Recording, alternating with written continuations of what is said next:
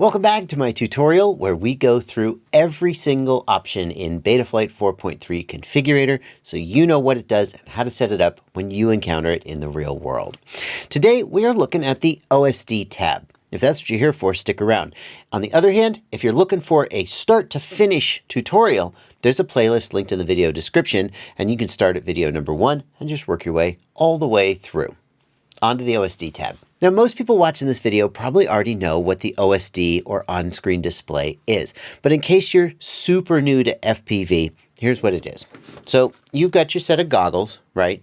And the goggles show you what the camera on the quad is seeing. And the flight controller can put additional information in that feed. So instead of wiring the video transmitter directly to the camera, so the camera feeds signal to the video transmitter and then the video transmitter transmit that through the air to your goggles. Instead, we wire the camera to the flight controller. The flight controller has a chip on board that lets it manipulate that video signal, and it adds this information, the on-screen display, to that video signal before it passes it through to the video transmitter and then to your goggles. And this is just turned on, not doing anything. Sorry, I got my controller turned on. Let me turn the volume down over there. If you want to put the JB voice pack on your controller, so you have my voice shouting at you all the time, I'll put a link in the video description where you can download that. The OSD is a really powerful tool, and I kind of don't know how we got along without it because it lets you monitor basically anything the flight controller knows or is doing. And since the flight controller is the brains of the quadcopter, that's pretty much everything that you might need to know. Things like your battery voltage, which tells you when it's necessary to turn around and come home. Things like warnings as to why the quadcopter won't arm. We're going to go through a list of all of the things that you can put in your OSD and talk about what they mean and how you might use them. But you never see a fighter jet without an on-screen display. A heads-up display is another way to put it. And you probably shouldn't see a quadcopter without one of these either. So the place to start with the OSD tab is over on the left-hand side of the screen. And we've got a list of OSD elements. And each of these elements represents one thing that can appear in the on-screen display. So for example, the battery average cell voltage on this quadcopter is turned on. That is this OSD element down here reading 3.98 volts or whatever it actually reads in reality. And if I turn that off and on, you can see that it disappears and reappears both in this preview pane here, and I got a little screen here I can look at, and I can see it turning off and on in the actual goggles as well. So this preview pane shows you what you're going to be seeing in the goggles. However, the preview pane doesn't necessarily show the actual values. So for example, my battery voltage here is reading 3.98 volts. Is that what it's reading in real life? 4.17 is what my battery voltage is in real life. So it's giving, in some cases, representative data, not the actual data that will be shown. But you can just have your goggles turned on, or you can have a little handheld screen like this one if you want to, and you can look in there as you're working with your on-screen display, and you can see what it looks like. Placement of these elements on screen is important because you want things where you're going to expect them to be. You want them to be in the same place pretty much for all of your quads, so you know battery voltage is in the lower left. Just mentally you glance down there while you're flying and you see where it is. And you don't want stuff like in the middle of the screen getting in the way of you seeing where you're going. Or maybe you do. You want to be able to put these elements where they go. And you do that simply by clicking and dragging, and you can see that as I click and drag, a grid appears on screen, and I can drop this element anywhere on that grid. And as I do that, in the goggles, you can see that it actually updates where it is as well. Now, if I drag something and put it on top of another thing, only one of them will be shown. Where did it go? Where did that JB go?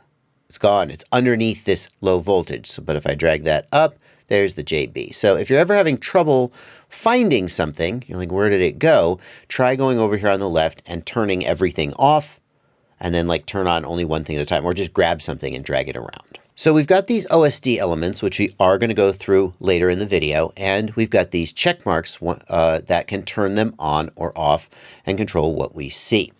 The next thing I want to call out to you is that there are 3 columns here, 1, 2, 3, and each of those columns correlates to a different OSD profile. So here we can see in the preview window, I can choose to preview OSD 1, 2, or 3. The reason that there are 3 OSD profiles is that maybe you want to have like a completely blank screen so you can like get into your zen, but then another screen with like just the battery voltage displaying.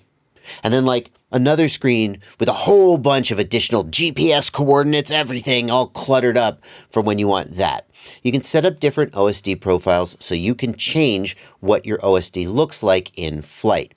And there's actually a way that you can flip a switch. You can tie the OSD profile to a switch and flip a switch and change the OSD profile as you go, rather than having to go into a menu to change the OSD profile, although you can also do it through a menu. I've got a video showing how to do in-flight adjustments. And in-flight adjustments is, you know what, it's not that hard. What you would do is you would say, if enabled, you would pick an aux channel that you've tied to a switch. I'm not going to tell you how to do that, but you would drag this all the way out, and then you would say, then apply OSD profile selection, and you would pick that same aux channel. And so you would have a 3-position switch assigned to aux 2 or aux 4 or whatever aux channel you want. You would set it up exactly like this. And then when you flip the switch 1, 2, 3, it would go to OSD profile 1, 2, 3. See? Don't need to go a separate video. That's how you do it. So over here on the left, we've got 1, 2, and 3. And if I enable battery average cell voltage on 2, and when I go to OSD profile 2, that's all that will be there. And if I go to 3, well, nothing's enabled, so I don't see anything. Let's enable battery voltage. I don't know. Here in the center of the screen. Do whatever you want. OSD profile 3 now has battery voltage in the center of the screen. OSD profile 2 has average cell voltage in the lower left, and OSD profile 1 is how I usually set up my stuff. Whichever one of these you check, 1, 2, or 3, it will enable that element for that OSD profile number. Now right here, we can choose which OSD profile we want to preview. And there's a little bit of confusion that we've got another pull down right here, active OSD profile, that also lets us select between these 3 profiles. This one is just showing you which preview you will see. But the flight controller is going to remember which profile is currently active when you actually go to fly. So the preview isn't actually changing which profile you see in the goggles. Okay? If you want to change which profile you see in the goggles, you can do it through a switch, like I just showed you a minute ago, or you can go into the active OSD profile here and it will change which OSD profile. And now, yes, we should see in the goggles that when I do that, it actually changes between them, but the preview doesn't change. In my case, I just fly off of OSD profile 1 all the time. I don't set up additional profiles. I have the same OSD all the time. I have it how I like it, and it's just one more thing that I don't have to set up later on. Video format. So analog cameras can transmit in either PAL or NTSC format. And if you have been involved in television for like a long time, you know that PAL is the technology used in Europe and most of the world. NTSC is the technology used in the USA, and I'm not sure who else uses NTSC. But that doesn't really hold with FPV cameras. Many FPV cameras can go into a menu and switch between PAL and NTSC. The key thing to keep in mind is that whatever your camera is transmitting, you must have this set to match in the video format tab. Now, you can set that to auto, and that's the default. And the flight controller will look at the video signal coming from the camera and try to guess and figure out whether it's PAL or NTSC, and oftentimes it gets it right, but it doesn't always get it right. If auto isn't working for you, then you would manually select PAL or NTSC based on what your camera is outputting, and that might fix the problem. What problem? Like, how would you know if auto isn't working? The number one problem that you'll run into if you have selected the wrong format is that either your OSD won't appear at all, or your OSD will kind of look shimmery in the video. Let's see if we can get this to happen. So here I've got it set to auto, and I think I have a PAL camera. So I'm going to change this to NTSC, and I'm going to hit save. Now, nothing is going to change at this point. I have to power cycle the quad to get it to actually take effect. When you make that change, doesn't take effect till after you power cycle. I'm going to plug that flight controller back in. Don't forget, if you're doing this at home, that you also have to unplug USB to get the flight controller to reboot. And now, yeah, I don't have any on-screen display. There's nothing. Like if I drag this to the center of the screen, nothing. No OSD. It's because the NTSC PAL setting is set incorrectly. Now, the other thing I want you to see is that when I switch between PAL and NTSC, the size of the screen changes. And in fact, when I switched to NTSC, all of this stuff that was at the bottom of the screen jumped up to the top of the screen. And when I switch back to PAL, it goes back where it was. The exception being the LQ element, which I manually drug to the center of the screen. But here, I'll put that back down at the bottom of the screen where it was. And sure enough, when I go NTSC, boop, it all jumps to the top. When I go to PAL, it jumps back down again. What's happening there is that the on-screen display places elements on screen based on analog scan lines. And we don't need to go into a big treatise about the old way that analog television worked with scan lines, but suffice it to say that PAL has more scan lines than NTSC. PAL has more resolution, and NTSC has a faster frame rate. So there's pros and cons to both. Regardless, when you set your OSD to PAL, the screen appears bigger here in the preview. It doesn't get bigger in your goggles, but it has more scan lines, so the number of rows here in the preview has to be greater. And when you go to NTSC, there are fewer scan lines, and anything that is chopped off on the bottom of the screen, the last like 4 rows of the screen, will just get bumped out of place. So you're going to need to place your OSD elements differently depending. If we place those up here, for example, let's imagine that we place those up here. And let's imagine that we have an NTSC camera. Now see, everything's at the bottom of the screen because our camera is NTSC. If we were to then switch to PAL, we'd have additional room at the bottom of the screen. And the bottom line is this: the NTSC PAL setting must match whatever your camera is putting out. If your camera is putting out a different format and it doesn't match, you will either get no OSD visible or you will get kind of a ghostly shimmering OSD. And if you have stuff on the bottom of the screen with a PAL camera and then for some reason you switch to NTSC, that stuff's going to get bumped up to the top of the screen. You're going to need to do the layout all over again. That's the takeaway. Let's continue our way down the right side of the screen to the units, and that lets us choose whether we've got meters or feet as our units. In order to demonstrate this, I've turned on 3 OSD elements: the altitude, the distance home, and the speed element. If we've got metric, those are going to be in meters and kilometers per hour. If we choose Imperial, those are going to be in feet and miles per hour.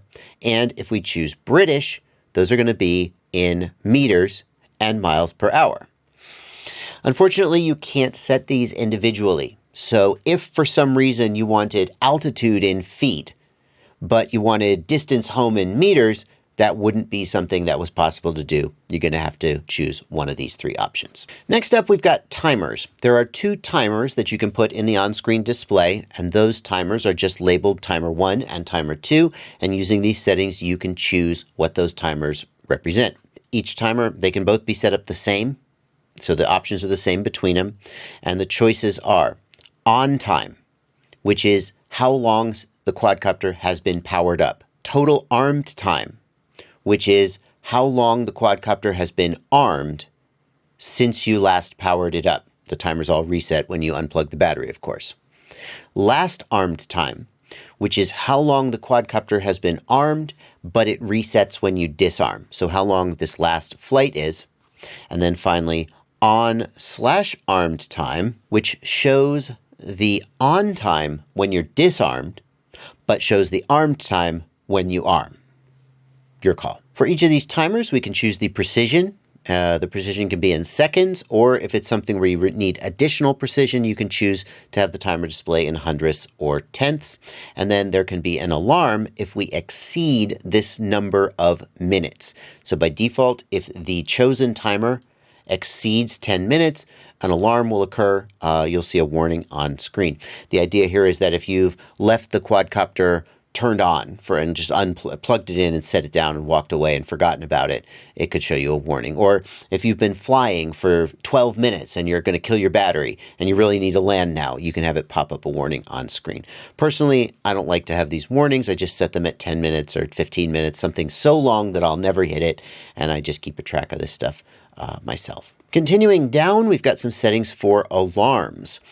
These alarms will show a warning in the OSD if any of these thresholds are exceeded. The RSSI threshold will go off if the RSSI drops below 40. And this is something you might want to change, especially if you're using a protocol like Crosshair that can go down to a much lower RSSI without fail-safing. You want to know that if you're seeing RSSI alarms show up in your goggles, and you're not using a protocol like FreeSky or Spectrum, probably you should go back to the manufacturer and figure out what the RSSI threshold is that they recommend, or do what I do and just turn off the RSSI alarm, because I think there's other ways of figuring out when you're likely to fail safe. The capacity is in milliamp hours. So you're going to need current sensing set up, and you're going to need to be measuring amps and milliamp hours. And the idea here is that if you know that you're flying with a 3000 milliamp hour battery, you should never pull 3000 milliamp hours out of a 3000 milliamp hour battery. Otherwise, it'll be completely dead and destroyed and no good. And of course, you'll crash your quad. So the idea here is if you know the milliamp hour capacity of your battery and you have current sense working, you set this to a threshold after which, like when your car goes bing, you 50 miles to empty and you're about to run out of gas. That's what this would do. The problem with this is twofold. Number one, I don't fly all the time with batteries that have exactly the same capacity. Some of my batteries are 1500 milliamp hours, some are 1000 milliamp hours, some are 1250, maybe some are 1500 milliamp hours. And on any given day, with any given quad, I might be flying with a different milliamp hours. If I was a racer and I always flew with the exact same battery, especially if I'm doing some kind of spec racing where I'm literally not allowed to fly with any other battery, then it might make sense to set this capacity and it would give me a warning when my battery is about to be empty. But usually I don't use this because usually the batteries I'm using are not the same capacity, and usually I just monitor whether I'm about to crash or need to come home based on the battery voltage. Or I just manually check the capacity. Is the other thing I can do. And then finally, we've got the altitude warning, and this will pop a warning up in your goggles if you exceed the programmed altitude, which is, I'm pretty sure in meters, 100 meters being the default, but I'm not actually 100% sure about that. So for example, in the USA, you're generally expected to stay below 400 meters. In most cases, you might set that to 400 and save that, and then it would warn you if you're over 400 meters. It won't do anything about it, like altitude limiting or anything like that. It'll just say, hey, altitude warning in the goggles. The reason that I don't use this personally is that most of my quads don't have a GPS and they don't have a barometer, so my flight controller doesn't know what my altitude is anyway. But that's up to you. Next, we come to the warnings section, and the warnings section relates to the warning OSD element, which you can see I've got in the upper left of my screen. Yeah, it's in the upper left of the screen. This will show warnings when something is going wrong with the quadcopter, and there are a variety of things that this could be. And you can choose which of these you want to be warned about or which you want to disable, because sometimes the warnings, you don't really care about them. You just don't want to see them. So let's just take them from the top and go down to the bottom. Arming disabled. Arming disabled, when you have an arming prevention status, it will tell you what the arming prevention status is. If I go to the Setup tab, you've seen this before, the arming disable flags indicating why you can't arm. In my opinion, this is absolutely mandatory, because when you can't arm, knowing the arming status flags is essential to troubleshooting the issue. I would never turn this off. Battery critical. Battery critical will pop up when the battery voltage falls below the low battery threshold, which you saw previously in the power and battery tab, so 3.3 volts by default. Battery not full. Battery not full will pop up when you first plug the quad in, and the battery is not close to the full cell voltage. So if you plug a battery in and it's at like 4.0 volts or 3.9 volts instead of 4.2 volts, then you'll get the battery not full warning. Personally, I turn this off. I find it annoying and distracting, and sometimes I just want to plug a battery in and fly even though the battery's not full. I always manually check the cell voltage when I first plug in, and this is just not a warning that I personally care about. On the other hand, if you're doing some kind of long-range flying or if you're racing and it is essential that you never take off with a less than fully charged battery, and you might be distracted and you might accidentally do that, especially like you're at a race and you're in a hurry and there's a lot of pressure, maybe you would want to turn this on. Battery over capacity means that this capacity limit here, this milliamp hour capacity limit, has been exceeded. When you exceed that milliamp hour capacity limit, you'll see the battery capacity warning in the OSD, if this is enabled, which you can see in my case, it's disabled because, like I said, I seldom use it. Battery warning. Battery warning will pop up low voltage, which you actually see here in the preview, when in the power and battery tab, the battery voltage goes below the warning cell voltage. So battery critical is minimum cell voltage. Battery warning, low voltage, is warning cell voltage. Core temperature. The processor on your flight controller has a temperature sensor built into it. And when that temperature exceeds a certain threshold, which is, I'm not actually even sure it's configurable. It might be configurable in the CLI. I'm not sure about that. But when it exceeds a certain threshold, then you will get a core temp warning on the on-screen display. I disable this. And here's why. If your flight controller is running hot, what are you going to do about it? What are you going to do? I don't know. Like, why is it running hot? I don't know. I've got a whole video about why I disabled this where I go into a little more depth.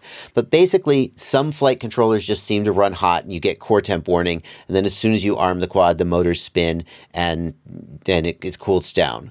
And if you're constantly getting a core temp warning, then, I don't know, don't put your video transmitter right on top of your flight controller. Personally, I just turn this off and I don't worry about it and I get on with my life. I'll put a link to that video down in the video description below if you want to check it out in a little more detail. Some people think that's a bad idea and it's unsafe, but that's what I do.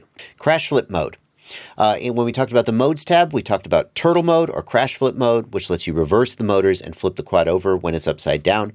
Crash flip mode will give you a warning when crash flip mode, here, I'll do it right now.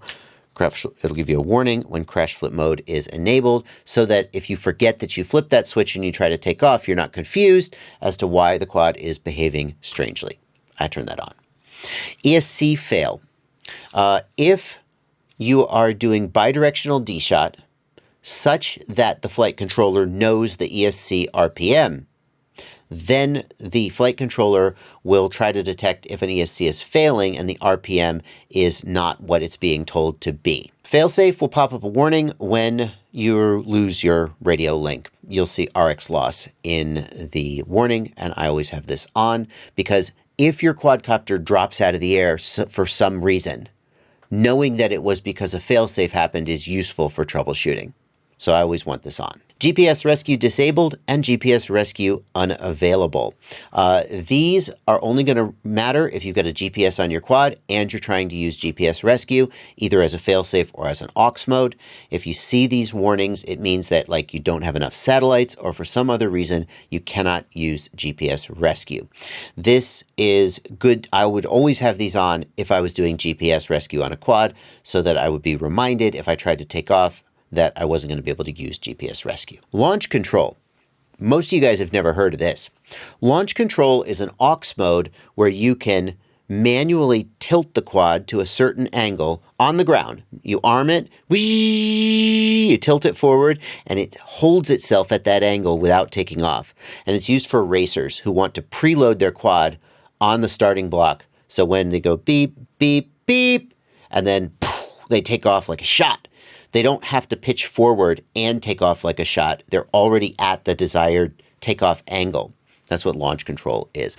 Most people don't use launch control. Most racers that I know of just launch manually and they learn to launch. But if you're using launch control mode will warn you in the warning element when launch control is activated because your quad will behave weirdly and you're going to want to know. This one's turned on, but since I'm not using launch control, it doesn't really matter. Link quality. gives a warning when the LQ is below the configured threshold. And if we go back up here, you'll see there is no LQ threshold. So how do you set the LQ threshold? Good question. Well, you go into the CLI, and if I type get link, you can see here OSD _warn _link _quality. That is the threshold. No, that is whether we warn. Damn it. What about OSD stat min link quality? That's it. No. OSD link quality alarm. There it is. Whee! We found it.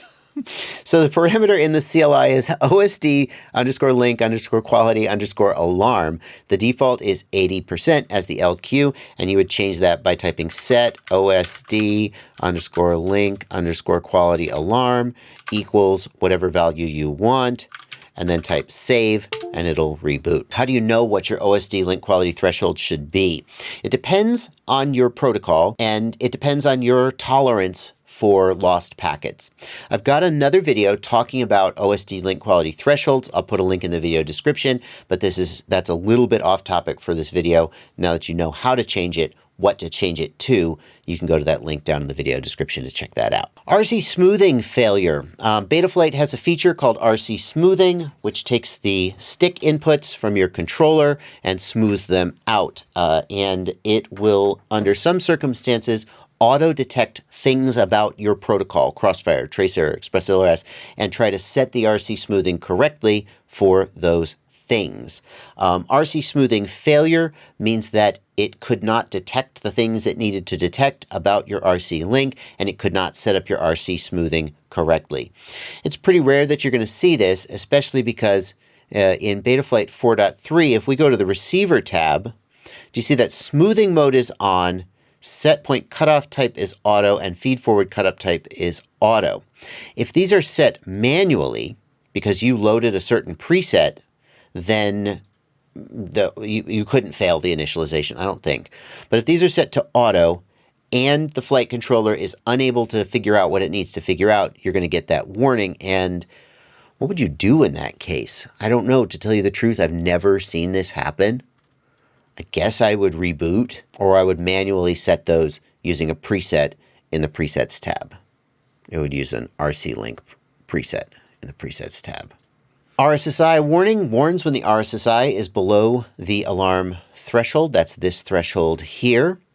RSSI DBM warns when RSSI DBM is below the alarm setting. And again, we'll have to go to the CLI to set that. But before we do that, what is the difference between RSSI and RSSI DBM?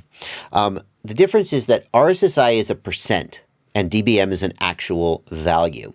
It's like saying there are 12 gallons of gas in my gas tank versus my gas tank is 50% full. RSSI percent is inferior to RSSI DBM because a percent of RSSI, in order for that to be meaningful, you have to define what 0 and 100% is. And that's not valid. Different radio links, the point at which 0% means failsafe is going to be different depending on various environmental conditions. You can't always say that at a certain signal strength you'll failsafe. So I don't like to use RSSI percent. I don't really know what 30% RSSI means. That doesn't have any meaning unless I know exactly what the endpoints of the 0 and 100% are, and I don't. But RSSI DBM is an actual value, an actual amount of energy, and knowing that I have minus 40 dBm of RSSI, that I know that's a strong number. Knowing that I'm down around negative 70 or negative 80 dBm, I know that that is starting to get to the point where I might experience a failsafe. If you don't know what RSSI DBM is, that's okay, because really link quality is the best indication of whether your link is healthy or not. If your link quality is high, your link is relatively healthy. And as your signal strength gets weaker, your link quality will begin to drop, and that's an indication that you're at the edge of your link.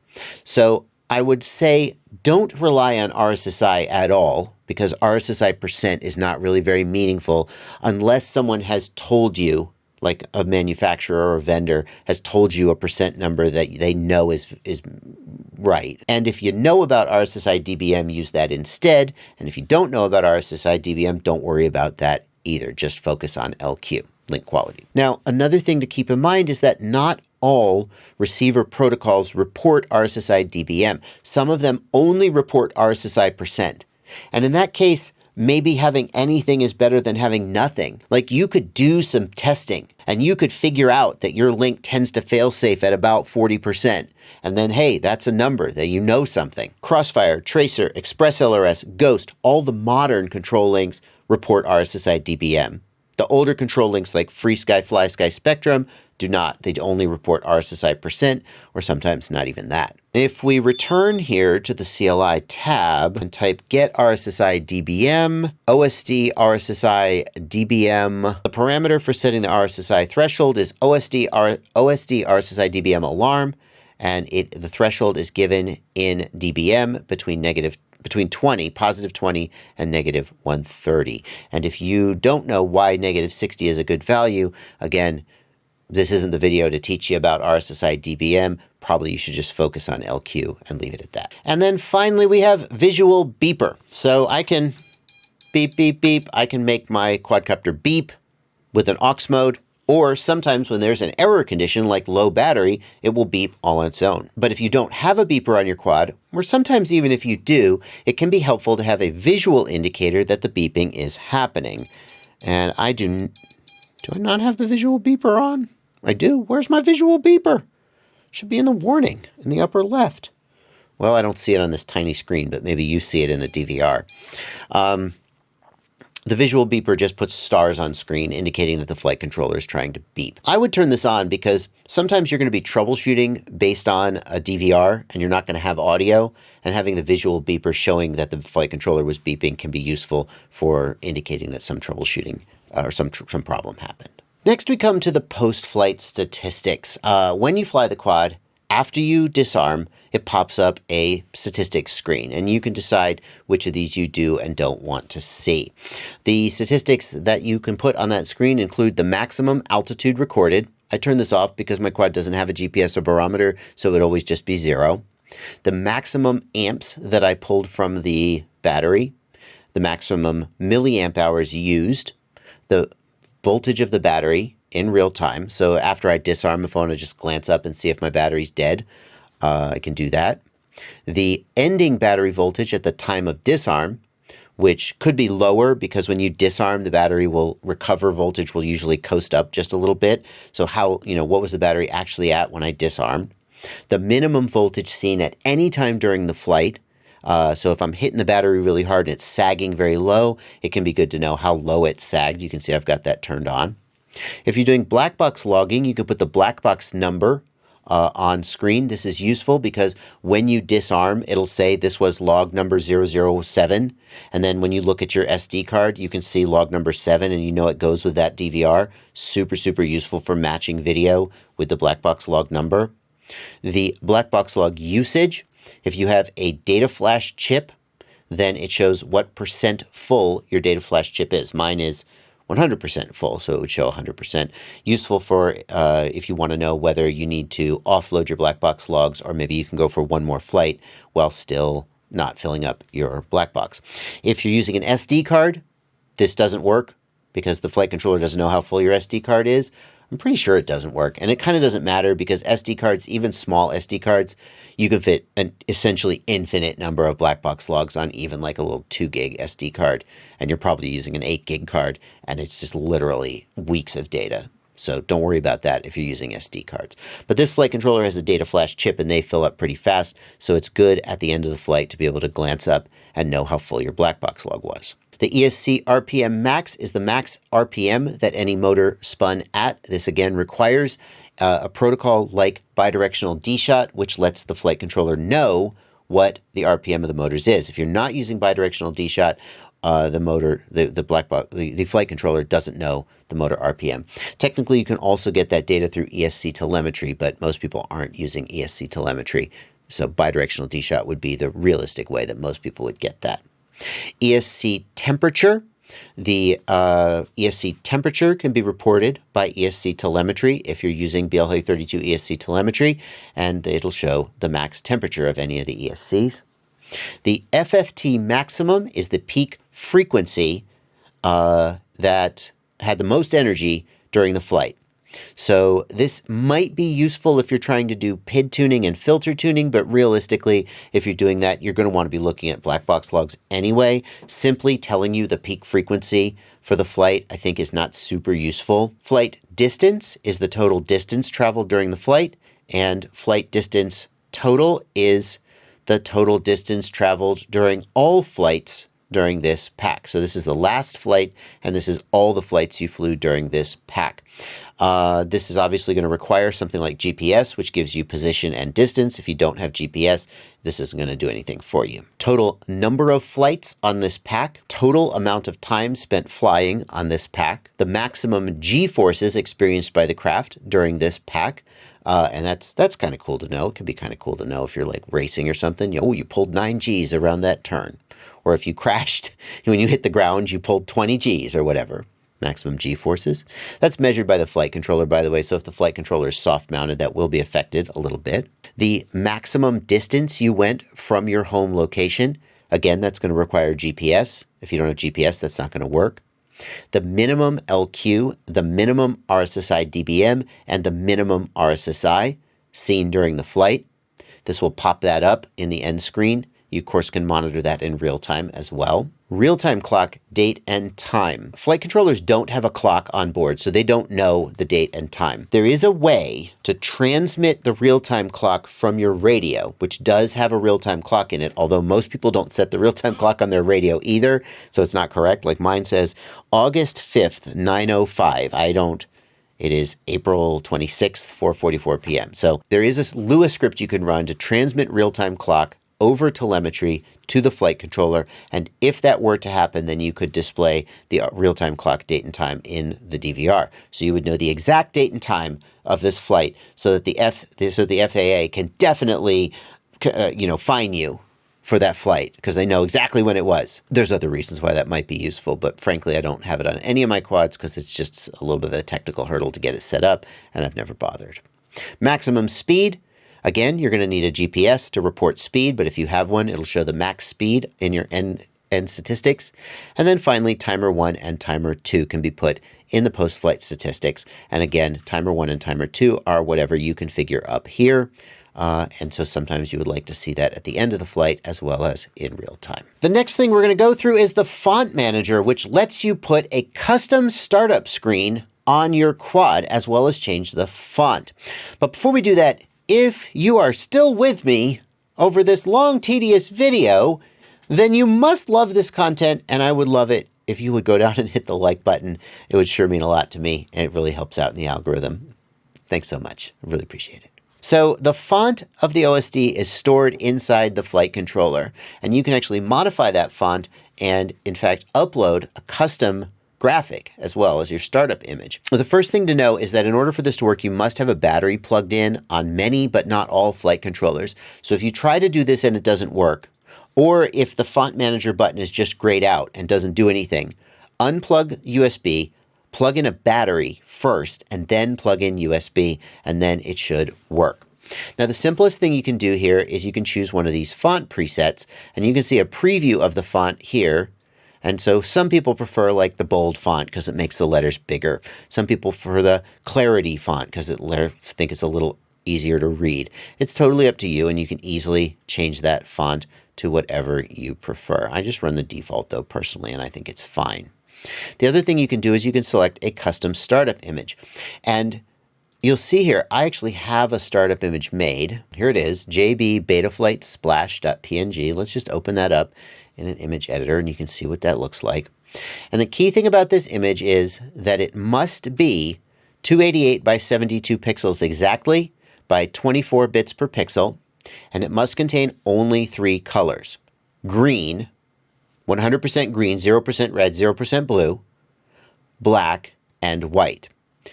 Green pixels will be transparent, and then black and white pixels will be black and white in the OSD. If you try to upload an image and it doesn't work, chances are that you had another color in there, or the image size is not right, or some other thing like that. How to do that is you're going to need an image editor. You can use MS Paint, you can use Photoshop, you can use GIMP. This is not a tutorial about how to do that, although they are out there. If we pick that image and then we say upload font, and by the way, You don't have to change the custom image. You could just change the font if you prefer. We say upload font. We can see the font flickering in screen as it does that. And then it should reboot. And we got JB on there instead of the Betaflight logo. That's how you do that. Next, we're going to go down this list of OSD elements and talk about what each of them is and when you might or might not want to use it. And I'm going to go in order because otherwise I'm not sure how we're going to keep them straight. But the fact is that some of these are way more important than others. I kind of want to start with the most important ones and then go to the who cares ones. But I think we just get lost. So we're going to start at the top and we're going to go in order. Adjustment range. If you are doing in-flight adjustments, like remember I showed you could use in-flight adjustments to change the PID or the OSD profile. Well, you can use in-flight adjustments to do a lot of things, including raise and lower your PIDs. I've got a video about how to do that. I'll link that video. It's an old video. Haven't done this in a long time. If you want to see an example of how that works. If you're doing that, it can be a little hard to know if you have a bunch of these set up. One of them's adjusting your P gain, one's adjusting your I gain, one's adjusting your D gain.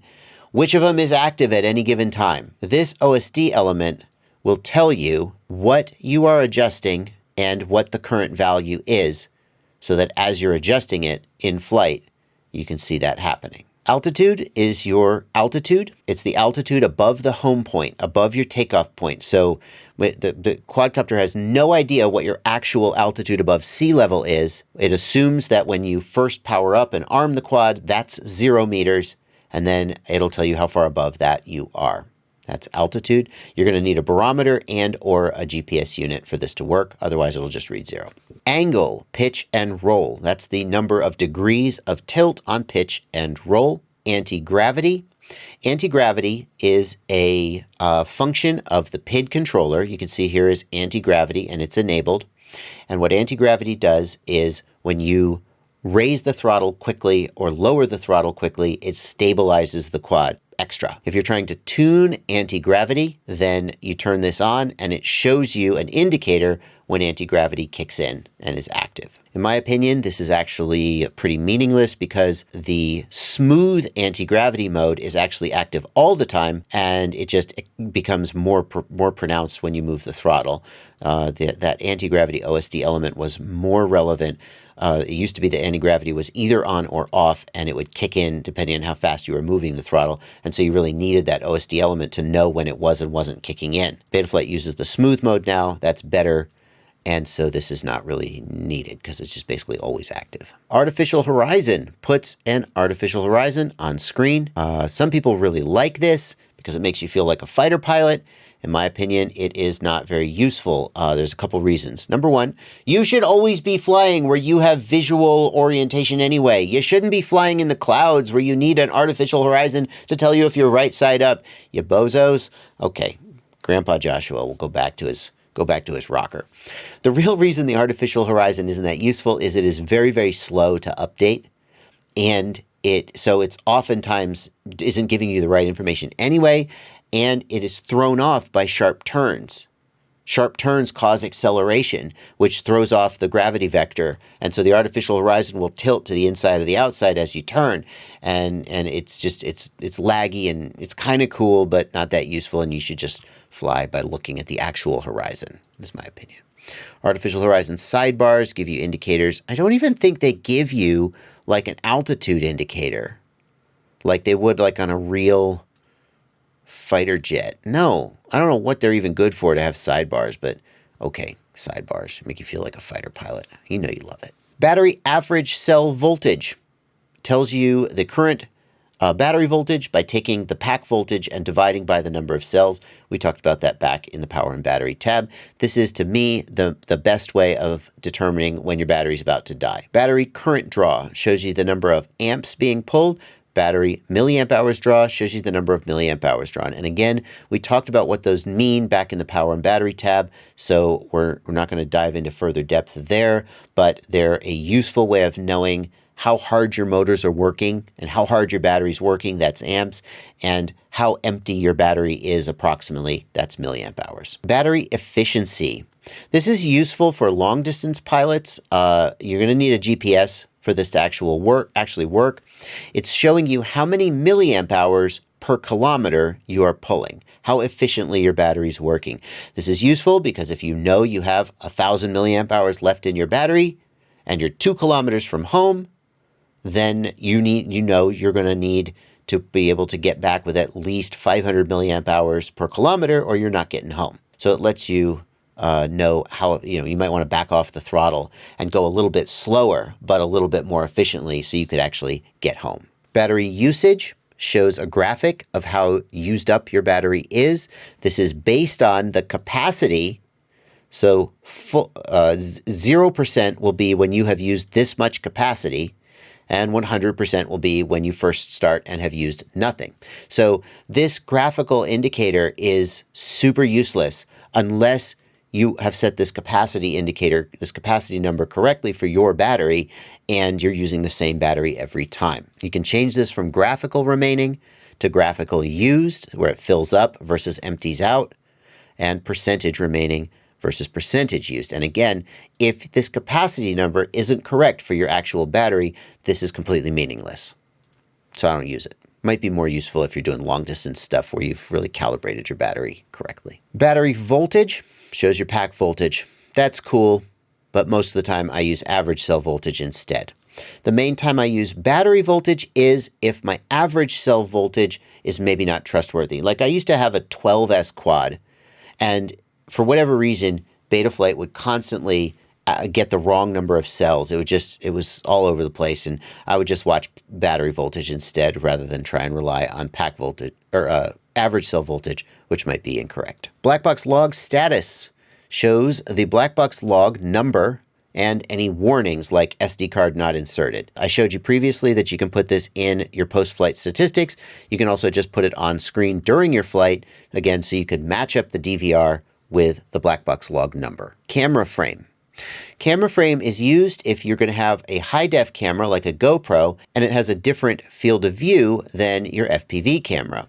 You can set this inside your FPV camera to give you some idea of the framing. However, this is really useless if the field of view is not the same. So you can actually go into the CLI, and you can see right here if I hover over camera frame, OSD underscore camera frame width and OSD underscore camera frame height can be used to adjust the height and width of this indicator.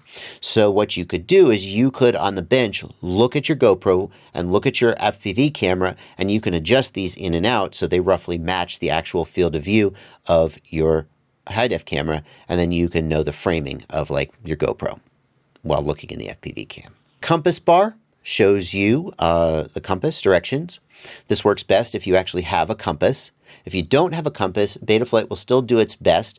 It will just power up and assume that the quad is facing north when it first powers up. And then as the quad rotates, it will kind of try to keep track of how the quad has rotated and what direction it's facing. So like if you're going to remember to always face north every time you power up, then this would work. Or if you have a GPS and compass on your quad, this would work. But otherwise, it's not going to be really very useful. Core temperature, we talked about back in the core temperature warning, and you can actually have the core temperature shown on screen, so you know how hot your flight controller is. Pretty situational. Craft name. Craft name shows the craft name. Here in the configuration tab, you set your craft name.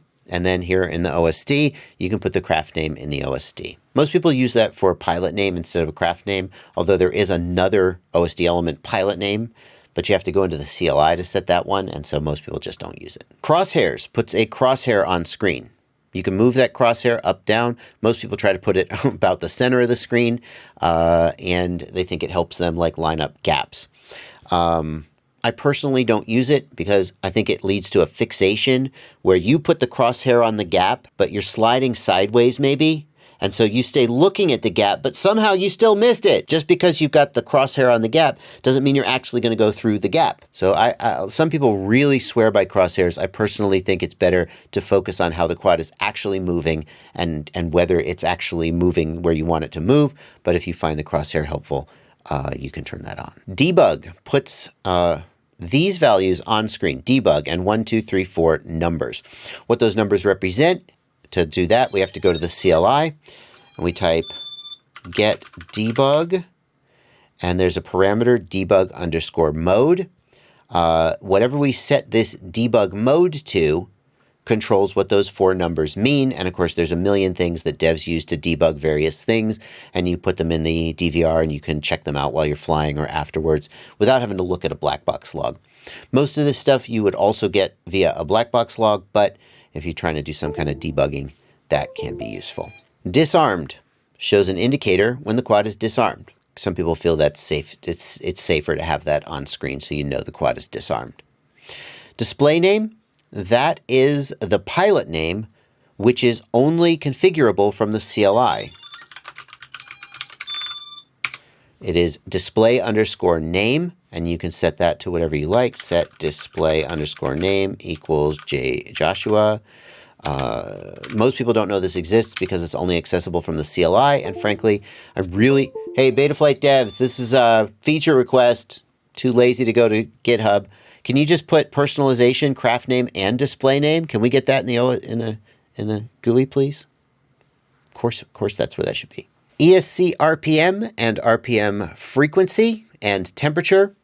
All of these things are based on either bidirectional D-shot, which reports RPM, or BL32 ESC telemetry, which reports all 3 of them and give you information about the ESC. If you don't have those things set up, then these are not going to work. Flight distance is the distance flown during this flight. You're going to need GPS for that, as I've discussed previously. Flip crash arrow. Flip crash arrow, when you're upside down in the grass and you're trying to turtle mode to flip your quad over, sometimes it's not clear which direction is up, because like you're just buried in the grass. The flip crash arrow points towards whichever set of motors are highest up, and therefore the most likely to be out of the grass. And then you would push to try to flip those motors back over and get the quad right side up. Fly mode shows the current flight mode, whether that's angle or air mode or horizon mode. If you always fly in acro mode and you never use one of those other modes, this might not be that useful, but especially if you've got a quad where angle mode and acro mode are set up, it can be good to know. Like you can see, mine says air right now because I have air mode active. But if I switch to angle mode, it should switch and say angle. No? Do I not have angle mode set on this quad because it's my race quad? G-force shows the number of Gs that the quad is currently experiencing. Could be kind of fun to know in flight in real time. GPS latitude and longitude, including the number of the decimals, or you can even use open location code if you prefer. You set how those are displayed. Of course, you'll need a GPS for this to work. GPS sats shows the number of GPS satellites. The more sats you've got, the more accurate your position lock is. GPS speed shows your current speed. This is the best way to measure speed. A radar gun is not as accurate as a GPS and is difficult to get a lock on a little fast-moving quad.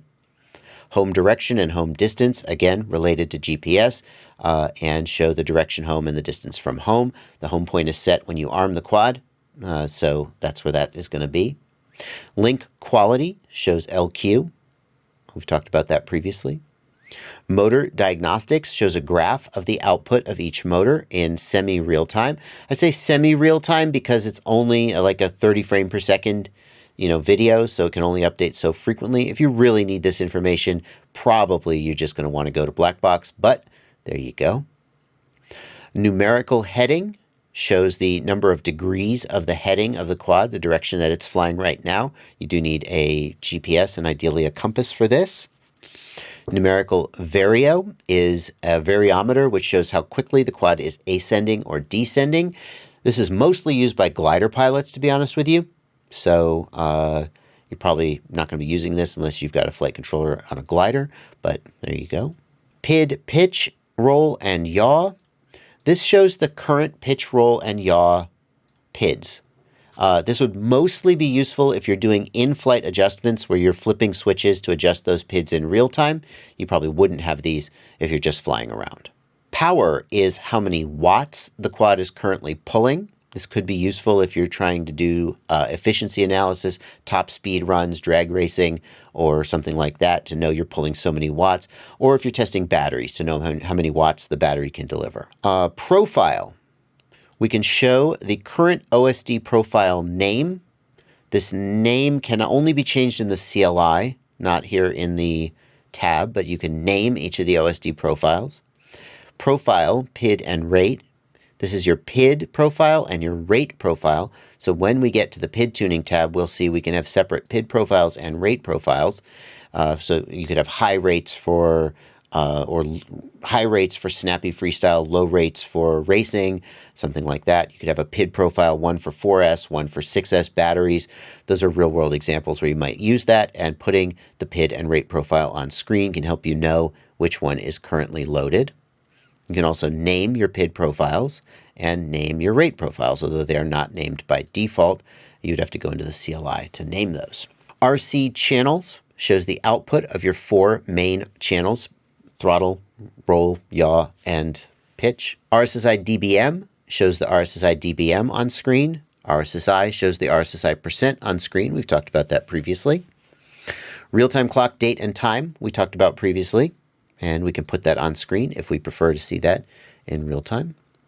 Stick overlay left and stick overlay right will show a rudimentary stick overlay that shows what you're doing with the sticks in real time. I say rudimentary because it's not very high resolution, because it's character-based OSD, and it only updates once every video frame. Well, I guess anything only updates once every video frame, but it's not very high resolution because the position is limited by the character-based OSD, but it might be something that you find interesting if you don't want to do like a proper Mr. Steel style stick cam. Throttle position. I like to have throttle position turned on. In fact, I'm not sure why it was off there. I must have turned it off by accident.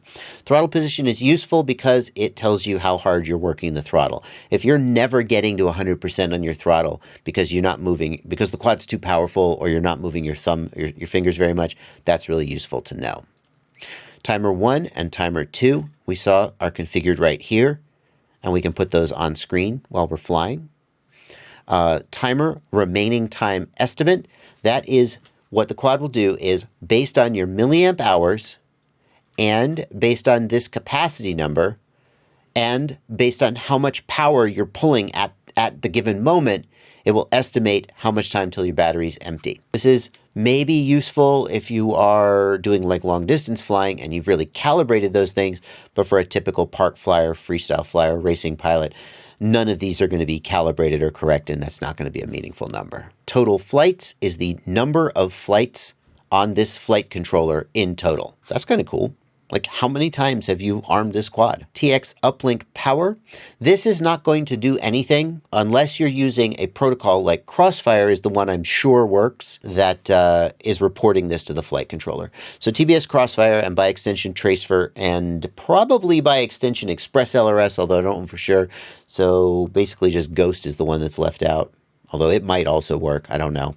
It shows your uplink power. That's if you have dynamic power, where your module will increase its output power as you get further away. This shows what the uplink power is from your module. The up-down reference pops up a U or a D on screen to show if you are approaching 90 degrees up or 90 degrees down. I kind of have no idea what this is for, but obviously someone wanted it, and so there must be a use out there somewhere. VTX channel shows your current video transmitter band, channel, and output power, and also whether it's in pit mode. That's what this P is. This is great if you are racing and you're supposed to be at 25 milliwatts, and sometimes race directors will ask that people put this on screen so they can confirm that they are at the assigned power. In order for this to have any meaning, you must have gone into your video transmitter tab, and you must have configured smart audio or tramp telemetry to be working. Otherwise, the flight controller doesn't know your band, channel, and output power. So you'll have to watch the other video in this playlist where I go into how to do that. And last on the list is the warnings element, which we talked about the warnings over here on the right, that you could turn these warnings on and off. Those warnings will pop up, and the warnings element is where they will show up on screen.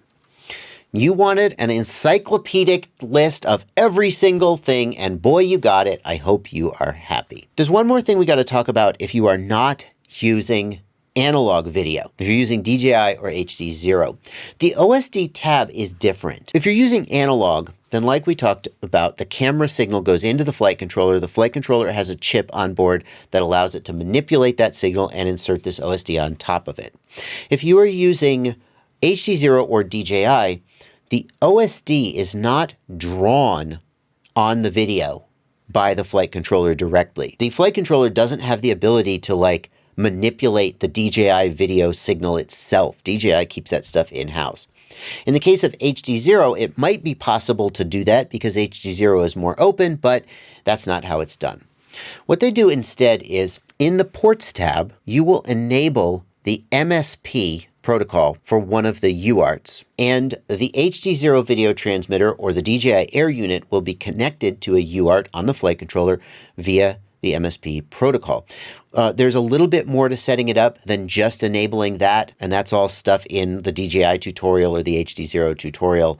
But the bottom line is that the flight controller will communicate data to the video transmitter via MSP, and the video transmitter will draw that information in the DJI goggles or in the HDZero video feed. And the takeaway here is that you still use this OSD tab to turn on which elements you want to see, and you still use it to drag these elements around, but it's not quite the same as if you've got an analog feed where it's the flight controller is literally drawing the elements on the video feed itself. I guess there's only one more thing to say, and that is that if you turn this OSD option off in the configuration tab, then none of this will work. So if you've got a flight controller and for some reason just OSD is refusing to work, it may be that that got turned off by accident, and you should double check that. That is the OSD tab. Next up, we are going to do a tab that I have been avoiding for this whole series. It's the PID Tuning tab. And it's because this is going to be the hardest one for me to do, because I can tell you what each of these things does, but PID tuning is a gigantic topic that you could spend weeks learning about and still not know everything there is to know. So I'm going to have to really walk a fine line of giving you enough information to be useful, but not diving into excessive detail. We'll see how I do. There's a playlist down in the video description, and I'm going to put a card on screen with a link to this full playlist. And when that PID tuning video comes out, it will be on the playlist, and I'll put another card on screen linking to it. I'll see you there.